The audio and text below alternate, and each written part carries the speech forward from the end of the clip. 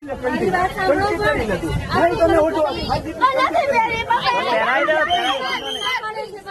દેશભરના લાખો વિદ્યાર્થીઓએ ધોરણ 12 સાયન્સ પછી મેડિકલ સહિતના 4 કોર્સમાં પ્રવેશ માટે લેવાતી નીટની પરીક્ષા આપી ત્યારે સુરતમાં આ પરીક્ષાને લઈને વિવાદ સામે આવ્યો છે। સુરતમાં પરીક્ષા ખંડમાં પ્રવેશ પહેલા ચેકિંગ દરમિયાન એક વિદ્યાર્થીની પાસે ગળામાં પહેરેલી કંઠી કઢાવી નાખતા વિવાદ વકર્યો છે।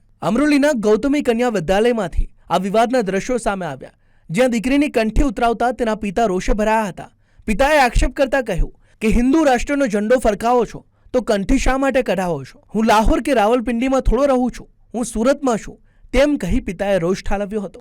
તે પિતા આટલેથી જ ન અટક્યા, તેમણે પરીક્ષા આપવા વર્ગખંડમાં ગયેલી દીકરીને પરત બોલાવી અને તેને ફરી કંઠી પહેરાવવાની જીદ પકડી અને પરીક્ષામાં મોડું થતું હોવાથી દીકરીએ કંઠી પહેરવાનો ઇનકાર કર્યો હતો। પિતાએ વધારે પડતું દબાણ કરતા દીકરી ભાંગી પડી અને રડવા લાગી ત્યારે લોકોએ પિતાને સમજાવ્યા કે દીકરીની પરીક્ષા કેમ બગાડો છો અને આખરે દીકરી પરીક્ષા આપવા ગઈ।